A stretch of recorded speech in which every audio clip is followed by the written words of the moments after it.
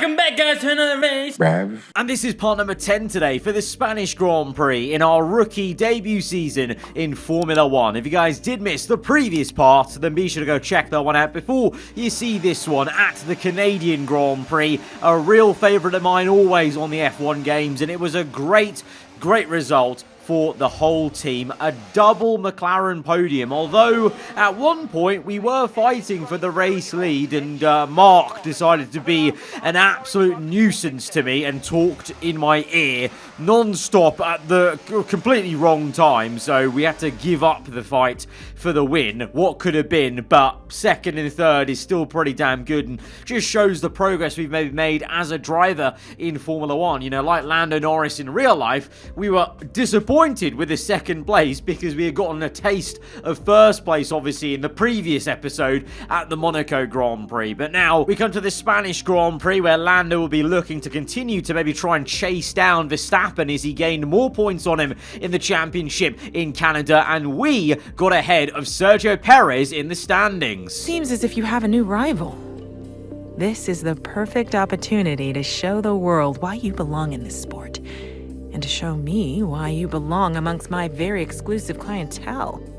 That's a joke. I love working with you. Elena sounds like she's American, and that makes sense because that was the stiffest attempt at humor I've heard from her so far. But anyway, I digress. We move forwards then. But yeah, in a new rivalry with Sergio Perez in the championship, because we're close together on points. So for the first time, we're seeing the new rivalry system in action. You know, we've got the rivalry with our teammate, and we're able to track that. But now we're tracking the rivalry versus Perez, and to that effect we continue to try and bring upgrades to the car. We purchase a front downforce upgrade to try and balance out the two, front to rear, and also because aero is probably our weakest department actually. Chassis, we're still top of the pack actually. Engine wise, it's all very close between all the 10 teams, but aero, we are definitely not the best in class. So I don't know whether that's just pure downforce, but you know, it might be drag reduction as well, because to be fair, there's been quite a few times in the season so far where I felt like other teams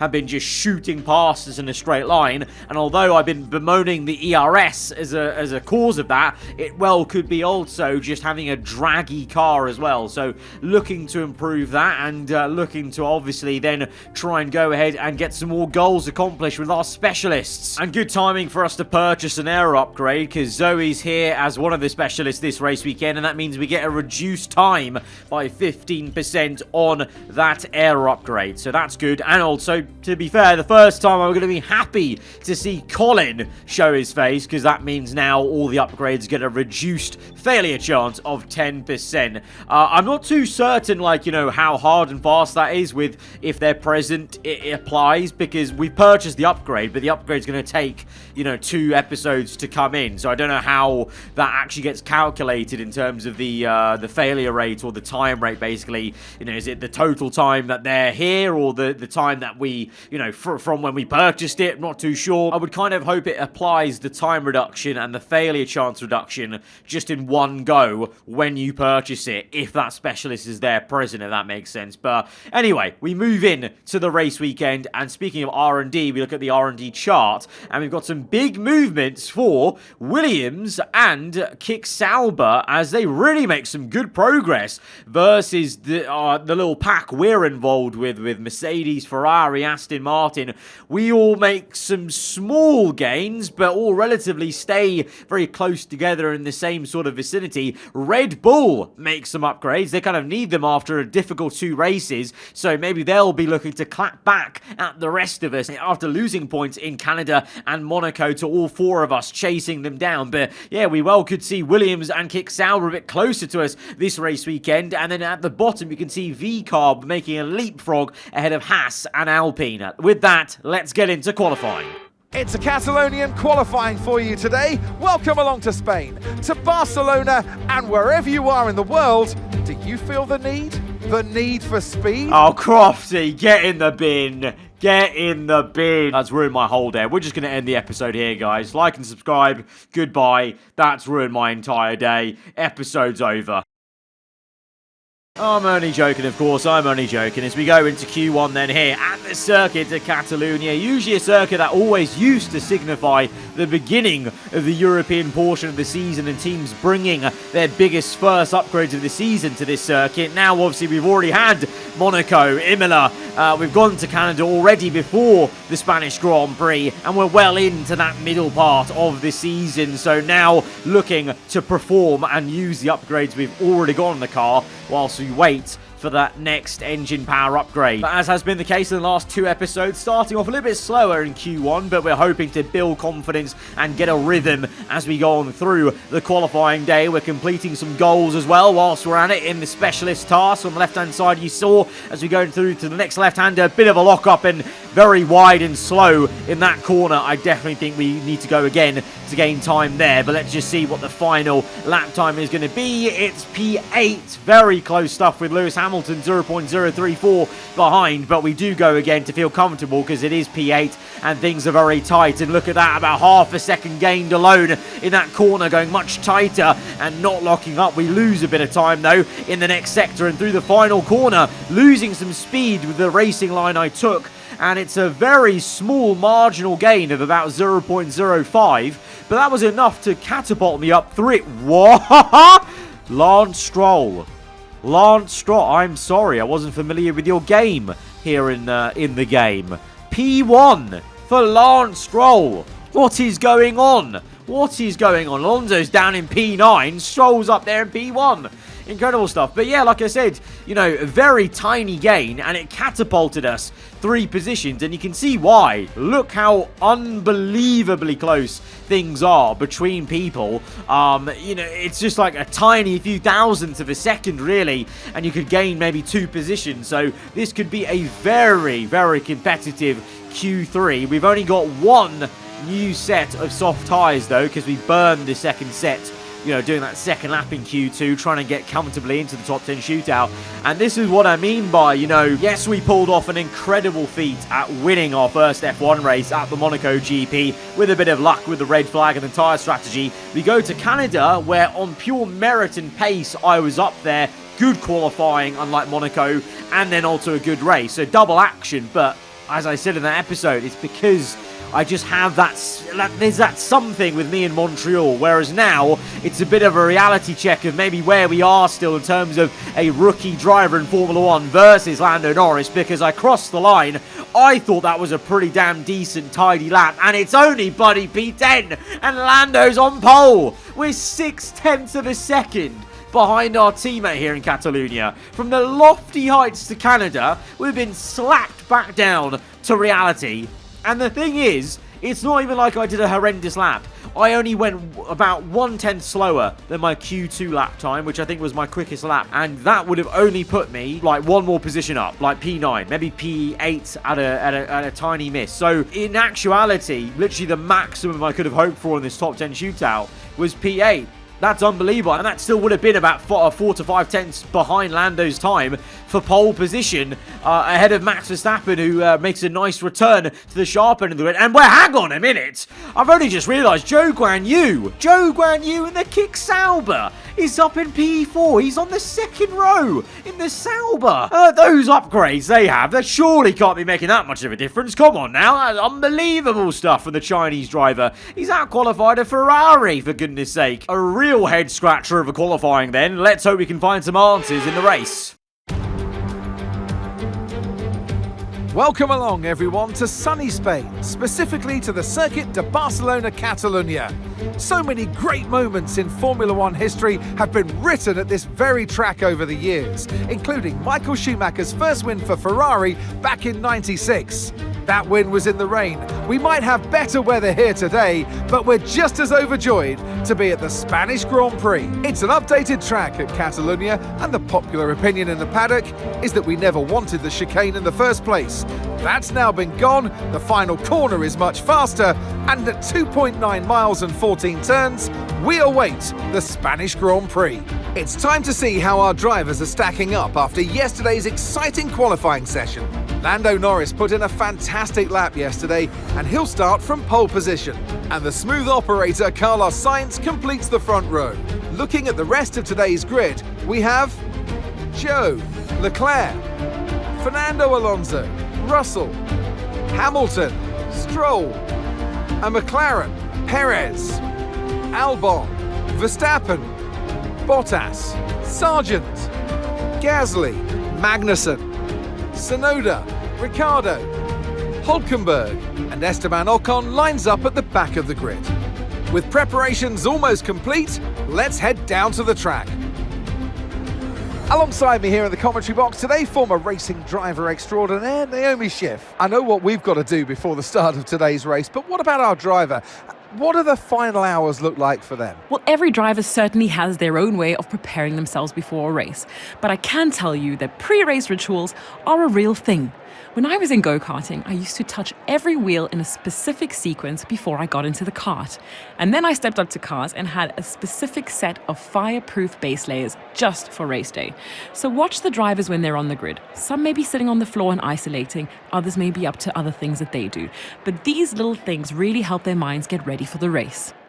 My engineer Mark's given me the same warning that we got in Miami about the tyres being an issue in terms of the temperatures today. So I've gone a bit different to the grid around us. Very different, actually. There's quite a nice difference between us all, as we've got quite a few people on the soft compounded tyre behind me, maybe going for, I don't know, a two-stop even around Catalonia here. A load of people on mediums, of course, ahead of us, but we are on the hard tyres. I think we're the only one on the hards as we look to once again try this strategy of just prolonging the first stint, waiting for the mediums and the softs around us to wear out, and hopefully that gives us a slight advantage that we can work with. But we're actually up in P9, you can see on the top left, not P10, because Max Verstappen, if you were paying attention to the grid sequence and watched that grid sequence, Verstappen has a penalty for, I assume, changing engine components. So it's maybe a third race in a row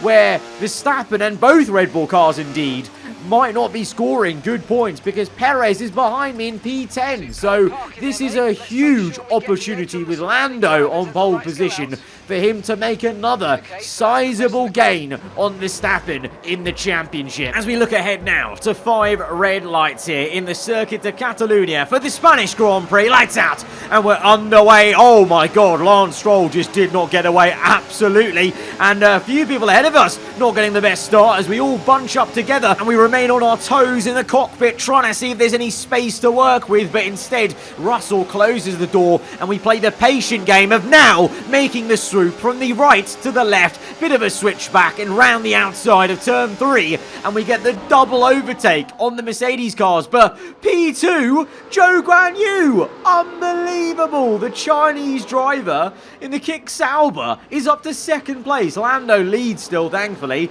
but yeah, Leclerc P3, the home favourite Carlos Sainz, he got elevated to the front row alongside his old pal Lando. Well, he's gone way down the order to P5. Alonso P4 ahead of him, so it's Spanish on Spanish, P4 and 5 ahead of us, and behind, well, some really vigorous fighting with Hamilton and Russell has come out on top. But I cannot believe a Kick Sauber car is up in second place here.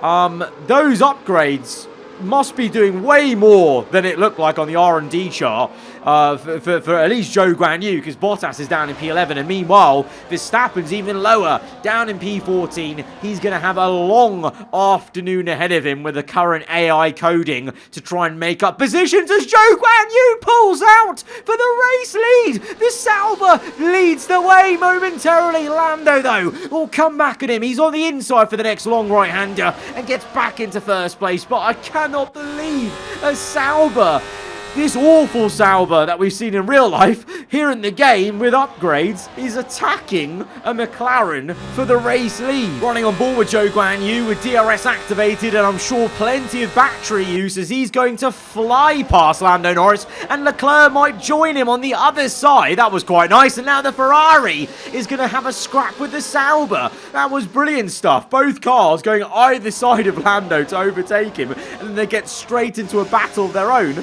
But Zhou Guanyu, he legitimately leads the Spanish Grand Prix on merit. You know, there's no luck involved here. He's actually gone and overtaken these cars, and he's into first place. The Sauber leads this race. Crazy. Meanwhile, unfortunately, the opposite. I'm not having too much luck here in Spain, and already, I mean, look at the bottom right. That battery is at 3%.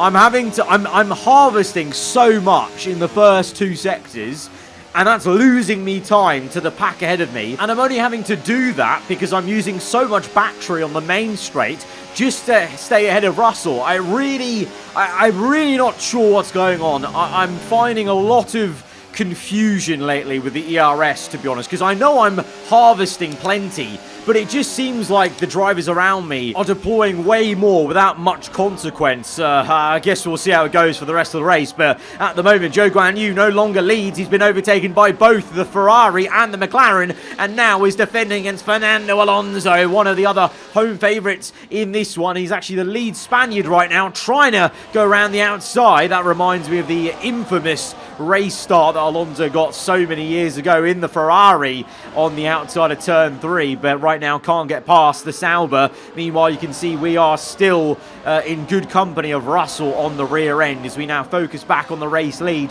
on lap 6. Leclerc leads the way, but Lando is coming at a rate of knots, and you can see fighting going on behind them as well. Lando into P1. Alonso has just made a pass on Zhou Guanyu, and Zhou Guanyu's lost 2 places because the Ferrari's attempting an overtake. Can we get in the middle and catch him unawares as we go to the inside? Zhou Guanyu's come across us and spun us round. We flick spinned it. It's a real great pirouette, but I'm not going to care about the points on the spin because I've lost the points in the championship here. We're down to P15. Oh my god, and the engine's cooked, the tyres cooked, everything's, my motivation's cooked, everything's cooked now, bloody hell. Oh, what a spin, what an annoying spin. That is so unlucky, man. That is so unlucky. I think the Sauber lost the rear end and just caught me as we were going for the inside pass. I thought I could follow Sainz through, basically. This is the onboard looking back. So, obviously, Zhou Guanyu's been done by 2 cars here. He's still fighting the Ferrari, technically. But at this point, he understeered. So, I think I can go on the inside, and he just cuts back towards the racing line, spins me round on the onboard, slowing it down. Now, you can see there is clearly that space that I'm trying to go into. I'm basically following Sainz's racing line. But just there, Zhou looks to cut in and basically just doesn't even realise I'm there, I guess, and clips me, and I can't react in time. Like, you know, this is the full speed, and it literally happens in an instant. Like, there is no way I can react to that in time to not have that be a bit of contact there. We did well to spin the car a full 360 to keep going in the same direction, but it's not going to matter too much because the front left tyre got so cooked in that spin that you can see, even though I've cooled it down, it just gets heated back up. Look at that. Oh my god. The surface temperature was red, and now my engine's also overheating. I'm having to look after that. And all of a sudden now, we're in a world of pain. I can't even keep up with Gasly at the moment because my engine and tyre is overheating. So we're going to have to do a bit of management trying to bring that in. And we kind of do, but we kind of don't. The tyre is still cooking. The engine's still a bit warm. It's not massively hot, but it's still warm. Over 140 degrees or thereabouts. But we're just getting on with it, basically. I'm trying to use the overall pace of the McLaren to catch the Alpine, and I'm kind of having to ignore the alarm bells in the heads-up display. Oh my god, look at that tyre though. That's a goner. That's a goner. That tyre is cooked and it just won't cool off at all. Every time we go through these quick corners, the surface temperature skyrockets, and that just increases the temperature internally. And you know what? If any of you guys were watching my career modes from, what was it, like F1 2018 to F1 2019, it's like no matter how calmly you drive, it's so hard to bring that temperature down, and you just have to drive through the understeer it's giving you, basically. And that's exactly what we're doing right now on towards lap 12. We're just driving through that pain, that understeer, that lack of grip mid-corner, wringing the neck out of this McLaren to try and close up on the Frenchman. And we're going to go for the large lunge on the inside from quite far back, and we do get the overtake done. But I'm really not that confident about what we can do going forwards unless we get some sort of safety car to bunch us up, but that's going to be a real rarity. You know, I was shocked that we even got one and a red flag in Monaco, let alone a place like this. But Verstappen goes round the outside of Sergio Perez. How the mighty have fallen, though. The two Red Bulls are fighting for 0 points here, P11, as they continue to try and recover in this race. But like I said, it's going to be very difficult with the way the AI bunching is occurring at the moment. Speaking of, by the way, we know today, as I record this on the Thursday this week, that the patch for the handling is coming tomorrow on Friday, and with that comes the AI being retrained for the new handling and also bringing in some mistakes and such, so that might aid the racing we're seeing on action. Speaking of, though, we are actually doing some racing of our own as you make a little nice dive on the outside of Logan Sargent, having to really get the elbow out to defend and squeeze out the American in the Williams, just showing how much this tyre temperature thing is really affecting my pace. Like, the fact I'm having to fight Logan Sargent that much is pretty deflating, as that was Perez that comes in. Verstappen ahead of us, 1.6 the gap. The gap will eventually be about 4 seconds to lap 15. Such is the pace he had on the mediums and the lack of pace I have on the hards. The opposite, I wanted more pace on the hards, but that spin and the temperature going up has really ruined that. So we just soldier on. I would have loved to have done an undercut and come in, you know, with Perez or come in on the same lap as Verstappen, but because I'm on the hards, if I went too early, I would have been done for on the mediums, like no chance. So I probably lost time, yes, staying out on the hards, but that's because I also didn't want to lose more time with a really worn medium tyre at the end of the race. Meanwhile, Lando Norris isn't exactly enjoying time for himself at the moment, to be fair, because he's just been overtaken by Leclerc, having to defend Fernando Alonso. So Leclerc leads the way then in the Ferrari. Unfortunate that for the sake of Carlos Sainz, that he's not the one leading. You know, his teammate is the one that leads in his home race. But obviously Sainz did have the win last time out in Canada. So maybe is it going to be Leclerc's turn to get that Ferrari win for himself this season? Or will Lando Alonso have something to say about it? Meanwhile, we've come out in P14, still ahead of Sargent, but we've been repassed by the likes of Albon, Gasly, and lost time to some others. So we're looking to try and make up that time now, though, on the medium compound, as Lando Norris is going to fly by Leclerc. You know, for these AI drivers, that DRS seems really powerful on the main straight. For me, it seems non-existent. You know, I'm having to use so much battery, like in that first stint, and I'm not flying by anyone like these guys are. And when we're in clean air and we've got fresher medium tyres, I'm not really gaining on this pack, tail-ended by Albon rapidly. This is going to be a long slog.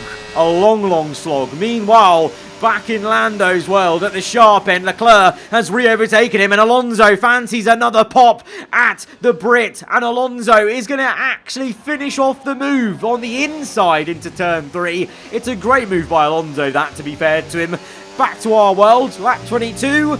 And surprise, surprise, the front left is on fire. It's literally burning. The front left tyre is burning. The engine is too hot as well, which is not helping our straight line speed for sure. As Fernando Alonso takes the lead of the Grand Prix, Lando follows him through to try and get second place. It seems to be a pattern here, as it's a fantastic move for Lando on the inside into that right-hander. Seems to be a pattern here that the third place car can also make the move on the leader. So the leader's getting a double overtake done on them every single time, it would seem. This time round, Lando can't quite close up to Alonso, but on the next lap, he will fly by him with DRS-aided battery use. And there you go. What did I say? Double pass on the leader because the third place man follows through, and it's a copycat move for Leclerc on Alonso in the same way of what Lando did to him just 2 laps ago. But meanwhile, we are still just stuck in a train behind Albon. This is really painful. This is really, really painful. We're in a McLaren that is fighting for the race lead right now, and yet I'm stuck here down in P14. The engine's overheating. The tyre. Oh, it's in the red. The tyre's on fire. It basically may as well be setting alight. And the engine, I'm moving out the dirty air to try and cool it. I'm lifting and coasting pretty much every corner, but I'm trying to also maintain some pace, you know, and stay within 1 second. Instead, I just decide, okay, let me cool the engine. So I'll drop out of 1 second of Albon, which is fine, you know. We see this in real life F1, you know, the need to cool the car down. Maybe just come out of 1 second and then come back into 1 second and, you know, cool everything down and go for another attack. I'm fine with driving like that. Like, I'm fine with that level of realism. But the problem I have is, you can clearly tell right now that none of the AI drivers around me are having to do driving like that. They're just all banging in qualifying times or just going as quickly as they can. And I'm the only one having to do this realistic sort of driving, lifting, coasting to save the engine, temps, fuel, tyres, whatever. So I'm just finding it a bit of a disconnect right now. I don't mind this kind of driving, like, you know, it is, you know, realistic to what we see in F1 sometimes, but no one else is doing it around me. Eventually, I do close back up to the cars ahead of me. Now it's Gasly instead of Albon. Albon's just overtaken Gasly, and in doing so, has slowed him up enough where I can maybe make a move, but as soon as we get back underneath the rear wing of the car, our engine is getting overheating, but we go for the dive bomb on the inside. We drift the car through as it floats about on the rear end, because now it's not even the front left tyre. The rear left tyre is getting hot, and in some corners the rear right tyre is getting hot. This entire race has just been our car basically baking like a roast potato in the Spanish sun. And we're now catching up to Albon, but that's only because there are cars ahead of him going side by side, and they're holding each other up basically. Otherwise, if Albon was left to his own devices, I would not be catching him, and that's just how bad the pace of the car is. I'm only catching people because they're fighting each other and slowing each other up as we now make a move that's pretty much a copycat of the one we did on Gasly, although I don't have to do as much defending on the exit. Our tyre just keeps getting worse. The front left's now brick red. It's just not even coming off red. It's just fully piping hot for the rest of the race, basically. And there's only, thank God, only 2 laps left as we catch up to the man who spun us round. I can't believe it. After all of that, he's not even in the points at the moment, Zhou Guanyu, after that spin he made on us. Obviously, like I said, it is a racing incident because I just tried to go for the move and he just tried to go back to the racing line. But still, a little bit salty just because of how the race panned out for us. But I can't even catch them. The 2 Saubers are fighting. I can't even catch them because my engine started getting really hot and my tyres started getting really hot, and I had to overuse ERS just to defend Albon because, of course, he came back at me like he had infinite ERS. So, yeah, very painful end to the race, and, yeah, well, if you thought, oh, it's going to be an easy season from now after the Monaco win and the Canada podium, think again, my friends. I still do not understand this game in many, many ways, and that is why I very much am still feeling like an actual rookie in this Formula 1. Meanwhile, our teammate Lando is coming through the final few corners for his 3rd Formula 1 victory. Lando landed, but now Lando is launching an attack on Max Verstappen in the standings with that one. Yeah, boy! What a drive, what a race. And meanwhile, here we are, P12. The entire left side of the car is just in utter disarray. The engine's in disarray. I'm in disarray. What a crash back down to reality that was. What a crash back down to reality. What a tough old race. Oh, well, I guess we'll just forget this one, I think. They've done it then. A spectacular victory here in Spain and a massive confidence boost going into the next race. And it's one thing to win, but to win like that in total dominant style, that was a fantastic drive, and it is not one that we see very often. Our winning drivers are on their way to the podium right now. It's been a fantastic race for McLaren, that's for sure. And no doubt, they'll be celebrating tonight. It's his third win, like I said, and it really is a nice catapult up towards Max Verstappen, because, yes, Verstappen did recover to some points in this race, but still, it was a far cry from 25 for winning the race. Genuinely, if Lando kept up this sort of form, I think he could match Verstappen by the end of the season and be battling him for the World Championship. And that will be quite something indeed. Quite something. For us, we have to recompose, forget this race in a way, and keep on going on. At least one positive there is to look at is we did increase every single stat apart from focus on our rating, and we're now 78 rating. So even though it was a dismal day, we still did ourselves proud, and we learned from the experience, and that's what it's all about in this first year of Formula 1 as a rookie, learning, growing ourselves up to 78 rating now.